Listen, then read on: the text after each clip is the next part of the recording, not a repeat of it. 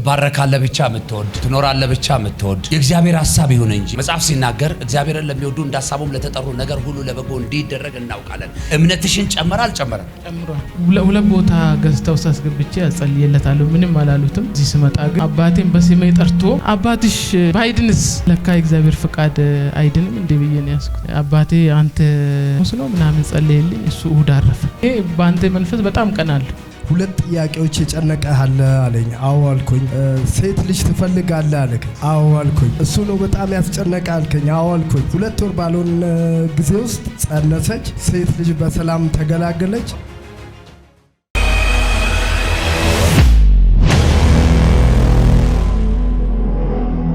ትባረካለህ ብቻ የምትወድ ትኖራለህ ብቻ የምትወድ እንደው ደጉን ብቻ መስማት የምትወዱ ሰዎች መልካሙን ብቻ መስማት የምትፈልጉ ሰዎች የእግዚአብሔር ሐሳብ ይሁን እንጂ መጽሐፍ ሲናገር እግዚአብሔርን ለሚወዱ እንዳሳቡም ለተጠሩ ነገር ሁሉ ለበጎ እንዲደረግ እናውቃለን። እምነትሽን ጨመረ አልጨመረም? ጨምሯል። እንደው ውስጤን አሳርፈዋል። ያው ማለት እዚህ መጥቼ አባቴ ታሙ ነበርና ሁለት ቦታ ገዝተው ሳስገብቼ አጸልየለታለሁ። ምንም አላሉትም። ያው እዚህ ስመጣ ግን እኔ በጣም አባቴን በስሜ ጠርቶ ከበደ ማን ነው አለኝ። አባቴ ነው ብዬ እኔ በጣም እያለቀስኩ ነበር። ማለት አሁን ዝም ብዬ ሳለቅስ ዝም ብዬ ያየኝ እግዚአብሔር መንፈስ ገልጾልሃል አንተ እንደማይድን እና አባትሽ ባይድንስ አልከኝ። ለካ የእግዚአብሔር ፍቃድ አይድንም እንዴ ብዬ ነው ያስኩት። ፍቃዱ ከሆነ ይሁን አልኩኝ። እዚህ ያሉ ሰዎች ሊኖሩ ይችላሉ። አባቴ አንተ ሐሙስ ነው ምናምን ጸልየልኝ እሱ እሁድ አረፈ። ብዙም አልታመመም። እሱም እግዚአብሔር አገልጋይ ስለሆነ እግዚአብሔር ያው ፍቃዱ ሆነ ወሰደው አሰራው። እኔም በቃ ውስጤ ጠብቆ ስለነበረ ብዙም ያው አልተጎዳውም። የስጋ እንት ስለሆነ ግን ያው የዛሬ 2 ወር ነው እና ነገረኝ። እንደው እግዚአብሔር ምን አይነት እኔም በስሜ ጠርተኝ ነው የተናገርከኝ ስለ በረከት ስለ ብዙ ነገር እና ስለ አባቴም ነገርከኝ። መጀመሪያ ሀብሌ ከኔ ነው ጸሎት የጀመርከው እና ያው እግዚአብሔር ምን ያህል ካንተ እኔ ባንተ መንፈስ በጣም ቀናለሁ። እግዚአብሔር እንደዚህ አይነት ሰው እኔ ብዙ ቦታው ሲጄ እንኳን ስለ አባቴ ምንም ያልተነገረ ይሞታል ይድናልም ስላልተባለ እና እዚህ መጥቼ እንደዛ ተባለ። እግዚአብሔር ፍቃዱ ሆነ። ባይድንስ ስትለኝ ክብር ለማን ይሁን? አሜን። እግረ መንገድ በዛው ማለት ነው።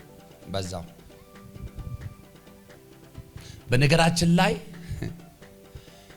ገንዘብ ከከፈላችሁ ይሞታል ቢላቸው እንኳን ጌታ ይሞታል አይሉ ቢኮዝ ገንዘብ ከፍላችኋል። ፈውስ በገንዘብ አይገዛም። ቅባት በገንዘብ አይገዛም።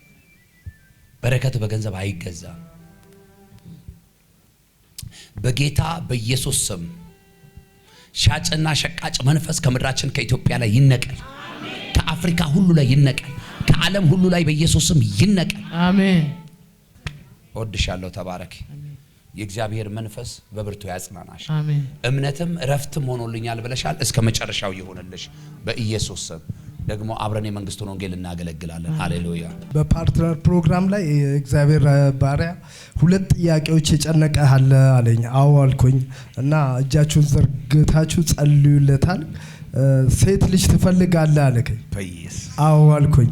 እሱ ነው በጣም ያስጨነቀ አልከኝ። አዎ አልኩኝ። ከዛ በኋላ ሁሉም እጃችሁን ዘርግታችሁ ጸልዩለታል። 2 ወር ባልሆነ ጊዜ ውስጥ ጸነሰች። ሴት ልጅ በሰላም ተገላገለች። እሷ እስከ መጨረሻው ጽንሱ ሲነገረኝ አለች በወንድ ነው የሚነገረኝ። አሁንም ወንድ ሳይሆን አይቀርም። 3 ወንድ ልጆች አሉኝ። አሁንም ወንድ ሳይሆን አይቀርም። ዶክተሮቹ እንዳለ ጽንሱ አቀማመጡ ደና ነው ይሉኛል አለች። በየቀጠሮ ቀን ስትሄድ 3 ወንድ ልጆች ነው ያሉኝ። አሁንም ወንድ ሳይሆን አይቀርም። እኔ እግዚአብሔር የሰጠኝን እቀበላለሁ እንጂ አሁንም ወንድ ሳይሆን አይቀርም ማለት። እኔ ደግሞ 100% የእግዚአብሔር ባሪያ ተናግሮኛል። እርግጠኛ ሆኛለሁ ሴት ልጅ እንደሚሰጠኝ ነብይ አንተነህ ነግሮኛል። ሴት ልጅ ነው አልኳት እና ዶክተሮቹ ምንድነው ጽንሱ አቀማመጡ ደና ነው እያሉ ነው የሚነግሩኝ። እኔ ጽንትሉን አልናገርም አልጠይቅም አለች። መጨረሻ ላይ የቀጠሮ ቀን እንኳን አልነገረችኝም። ብቻዋን እኔ ስራ እንዳይበላሽብኝ ኤርፖርት አካባቢ ነው የምሰራው ቦሌ። ስራ እንዳይበላሽብኝ ብቻዋን ነው ሄደች። አንድ ችግር አንድ መከራ ሳይገጥማት በሰላም ምንም ሳትሆን እኔ ስልኳ ሲዘጋ 7 ሰዓት ላይ ስደውል የወንድሟ ባለቤት ናት ደውላ ነገረችኝ። በሰላም ሴት ልጅ ተገላግላለች፣ ደስ ይበላለችኝ። እግዚአብሔርን ባርኩልኝ፣ እግዚአብሔርን አመስግኑልኝ። ከሚገባ በላይ ተደስቻለሁ። በፋይናንስም በበረከትም በልጅም በሁሉ ነገር ጌታ ባርኮኛል። ስሙ ይባረክ። ይሄ ነው ምስጋናዬ። ጌታ በረከትህን በረከት አድርጎ እንዲያስቀጥል ተጣበቅ ከጌታ ጋር። አሜን። እሺ ለወገኖች ሳውራ ትሰማለህ አይደለ? ብዙዎቹ የባረካቸውን ጌታ ትተው ነው ከበረከታቸው ጋር ተራርቀው ያሉት።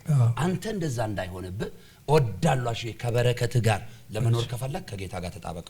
ወዳለው ዘመን ይባረክ፣ ዘላለም የበረከት ይሁን። አሜን። በጌታ በኢየሱስም የጭንገፋ የኪሳራ ምዕራፍ ሁሉ ይዘጋ። ይኸውልህ ከዚህ ቀን ጀምሮ ደግሞ እነማንን እረግምልሃለሁ መሰለ? ጥቃቅን ቀበሮችን እረግምልሃለሁ። አሜን። ይኸው ሰበብ እየፈለጉ እየመጡ በርን እያንኳኩ ኪስን የሚበረብሩ እሺ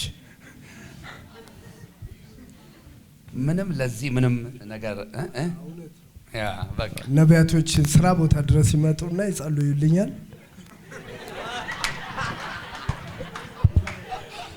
እና ለመሰለ ማለት እግዚአብሔር ለቅዱሳን የሚሰጠውን በረከት ማለት ነው እንደፈለግነው እንድናደርግ አይደለም፣ ባላደራ አድርጎ ነው የሚሰጠን። ጥሩ እኮ ነው መስጠት፣ ግን አንዳንዶቹን ደግሞ ወስላታ ታረጋለህ፣ ወሮበላ ታረጋቸዋለህ። ጣሊያንኛ አረኩት እንዴ? ዱርዬ እንዳይሆኑብህ እንደገና ደግሞ ይሄ በማይበቅል መሬት ላይ የተዘራ ዘር ሆኖብህ ዋጋ እንዳያስከፍል እንደ ባለ አእምሮ በጥበብ ተመላለስ። እሺ ይተከናው።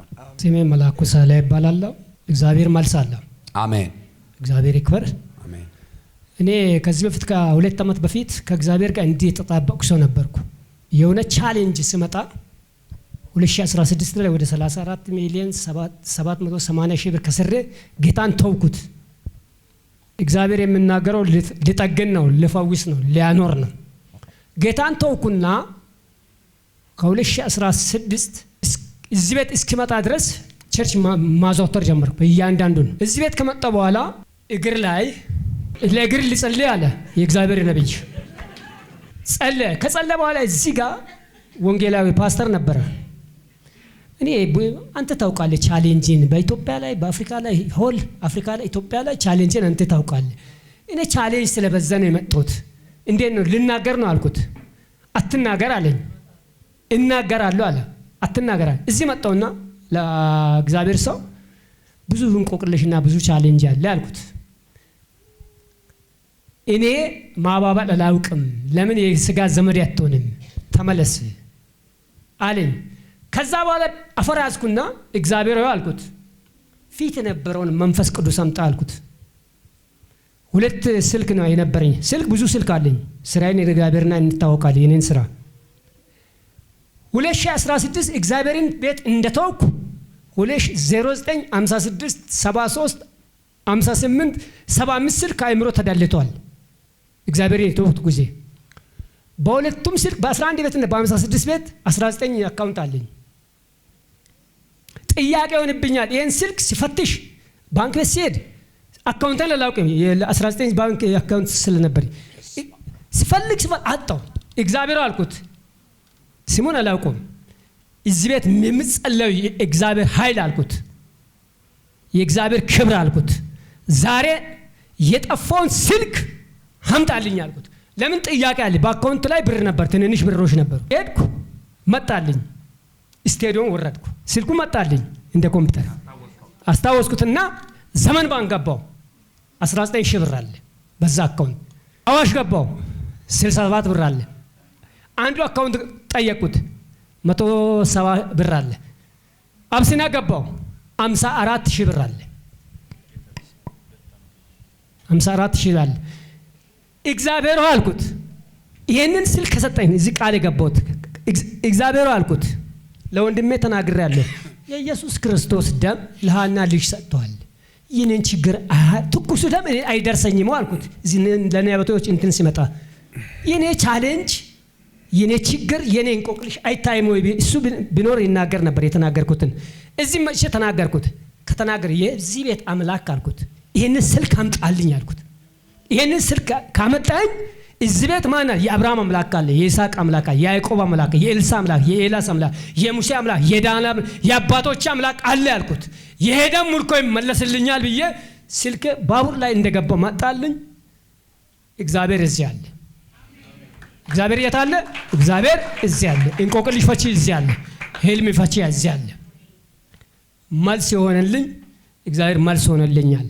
እኔ ብዙ ነቢያቶችን ሐዋሳም ይሁን ኬንያም ይሁን ታንዛኒያም ይሁን አዲስ አበባም ይሁን ብዙ ነቢያቶችን ተገልግያለሁ። ለምን ሁለት ባካርኩ በኋላ 2016 ወዲህ ባካ ከሰርኩ በኋላ እግዚአብሔር ያከሰረ መስሎኛል። አምና 2016 34 ሚሊዮን 780 ሺህ ብር ነው የከሰርኩት። ይሄንን የከሰርኩት በእግዚአብሔር ነው ብዬ እግዚአብሔር ባክ አልኩት፣ ተውኩት። ከዛ በኋላ ቸርች እመጣለሁ። እንዳትሳሰቱ ብዙ ነቢያቶችን ተገልግያለሁ፣ አይቻለሁ። እግዚአብሔር የት አለ? እዚህ አለ። እንገልገል። እግዚአብሔር እዚህ አለ። ክብር ለጌታ ይሁን። እንደ እግዚአብሔር ያለ ማንም የለም። አስታውሳለሁ። አሁን የጸሎቱ ጊዜ ትዝ ባይለኝም የሆነ ቀን እንዲህ መጨረሻ ሰዓት አካባቢ ጥቂት ሰዎች የተጨነቁ ሰዎችን እያናገርኩ እዚህ ጋር ቁጭ ብዬ እንደውም አገልጋዮች ደክሞታል ሲሉ አሳልፉት ይምጣ አልኩኝ እና እሳት ለብሶ እሳት ጎርሶ በቁጣ መንፈስ ነው የመጣው። ምናልባት ዙሪያ የነበራቸው አገልጋዮች ካለ ታስታውሳላችሁ። ከዛ በርከክ አለና እኔ እኮ አንተን አለ ሕፃን ልጅ ሆነ ነው ማቀ አለኝ። ምን ሆነ? ሕፃን እሱ ሰዓቱን ስለፈራ ነው ብዙ ያለው። ሕፃን ልጅ ሆነ ነው ማቀውና የእግዚአብሔር ጸጋ ባንተ ላይ አለ። እግዚአብሔር አክብሮሃል። አልንቅህም ትንሽም ብትሆን ግን እኮ እኔ እኮ ላንተ እኮ ዘመድ ነኝ ቤተሰብ ነኝ ምናምን። ጌታ በዝምድና አይሰራም አልኩት። እሱ ጌታ ይባርከው እውነቱን ነው ያለው። ግን ታውቃላችሁ አይደለ? እግዚአብሔር ሲያከብራችሁ መንገደኛው ነው የሚዛመዳችሁ። እኔ ብዙም ማላቃቸው ሰዎች እኔን አይደለም እናቴን አባቴን አያቴን የማያቅሰው አጎት ነኝ አክስት ነኝ ብሎ ያውቃል። ብር ሲመጣ ቅባት ሲመጣ የሆነ ነገር ሲመጣ ማንም ነው የሚዛመዳችሁ። እና የሥጋ ዘመዴን ብትሆን በእግዚአብሔር ጉዳይ ምንም ማሻሻያ አላደርግም። ከዛ አንዴ ብቻ ስማኛል። እሺ ልስማ አልኩት። እኔ ቋጥሮ ያለብኝ ሰው ነኝ። እኔ ችግር ያለብኝ ሰው ነኝ። እኔ ጥያቄ ያለብኝ ሰው ነኝ። ከዚህ የተነሳ ነው ቸርች ሁሉ ምዞረው። አንተ ግን ገሰጽከኝ። በእድሜም ቢሆን በልጣለሁ ምናምን ሲል በእድሜ የምትበልጠው እኔን ነው እግዚአብሔርን አትበልጥም አልኩት። ብትሰማ ታተርፋለህ፣ ባትሰማ ትከስራለህ። ምርጫው ያንተ ነው አልኩት። ከዛ ስለ ፋሚሊ አንዳንድ ቤተ ዘመዶቼ ምናምን ሲጠራ እውነትም ለካ ፋሚሊ ነው። ግን በእግዚአብሔር ፊት ፋሚሊ ነብዬ የተለየ ፊትም አላሳየሁትም፣ የተለየ ጸሎትም አልጸለይኩለት። ብቻ እዚሁ ቁጭ እንዳልኩ አቀፍ አድርጌ ጌታ መንፈስ ቅዱስ ልቡን እንዲጠብቀው እንዲደግፈው ጸልዬ ሸኘሁት። ከዛ ከተናገረ ሰዓት በኋላ ድጋሚ እዚህ ጉባኤ ማየው አልመሰለኝም ነበር፣ ግን በሚቀጥለውም ጉባኤ አየሁት። ዛሬ ደግሞ ይኸው በምስክርነት አገኘሁት። ለመሰላችሁ እግዚአብሔር የእንጀራ ልጅ የለውም። ልጁ ከሆንን ደግሞ ይገስጸናል፣ ይመክረናል፣ ያስተምረናል። በቃ ስለዚህ እግዚአብሔር ተባረካላችሁ ሲል ብቻ ሳይሆን የእግዚአብሔር ግሳጼው ራሱ የበረከት መንገድ ነው። እኔ የገባኝ ይሄ ነው። እግዚአብሔር ከገሰጻችሁ የሆነ በረከት አለ ማለት ነው። አያችሁ፣ ገሰጻው የበረከት መንገድ አሳየው። ምናልባት በወቅቱ በኪሱ ለትራንስፖርት ላይ ኖሮ ይችላል ይሄ ሰው ይነው ቢያንስ ማለት ነው። አሁን ገንዘቡ አካውንቱ መገኘቱ እኮ አይደለም፣ ያንን የረሳውትን ቁጥር ወደ አእምሮ ያምጣ። እውነተኛ እግዚአብሔር እዚህ ቤት ካለ ብሎ ማለቱ ነው ለኔ ትልቅ ምስክርነትና የሚገርመኝ ነገር እሱ እኮ ነው። እሱ ነው። ያው ልክ ነው። በቃ ይሄ ነው የሚገርመኝ። መለያ ነው ብዬ ነው መለያ። በቃ ይሄ ቁጥር አምጣልኝ እስቲ፣ እውነተኛ አገልጋይ ነብይ ከሆነ ይሄን ቁጥር አምጣልኝ አልኩት። 2 ዓመት ከምናምን ከረሳሁት በቃ ያ 34 ሚሊዮን ካክሳክስ በኋላ አውት የሆነ ነው መጣልኝ። ይሄ ትክክለኛ ነው አልኩት። በቃ ባቡርስ ትክክል እስቲ ብሩን 30 ሺህ ብር እስከማያወጣት አብሲና ብር አለ ያለው እዚህ ለጋር ትልቁ እንትን አለ 54 ሺህ ብር አለ 30 ሺህ ብር ጻፍኩና እስከሚቀበል አላመንኩም። በቁም ነገር እኮ የራሴን እኮ አላመንኩም። ከዛ ዘመን ባንገባው 19 ሺህ ብር አለ እግዚአብሔር ዛለ ያልኩት እውነትም ግሳጼው ልክ ነው አልኩት። በላ ኢየሱስ ጌታ። እሺ እዛው ተንበርከክ። ከከፈታ አትወረዳ። ከኋላኛው ቤት ክብር ይልቅ የፊተኛው ቤት ክብር ይበልጣል። እግዚአብሔር አምላክ አሁንም ከኔ ጋር ካለ የሚሰራ ከሆነ ያልደከመ አምላክ ከሆነ በጌታ በኢየሱስ ስም ምርኮችህን በያጣጫው መልሶ አሳርፎ ባርኮ ፈውሶ ያሳየኝ። አሜን። ከዚህ ቀን ጀምሮ በጌታዬ በኢየሱስ ስም በብልጥግና መንፈስ ቀባው። አሜን። ሂድ፣ በሄድክበት መንገድ ሁሉ ይቅና። አሜን። ተከናወን። አሜን። አምላክ እግዚአብሔር ካንተ ጋር ይሆን። አሜን። በኢየሱስ ስም አሜን። ተፈጸመ። አሜን።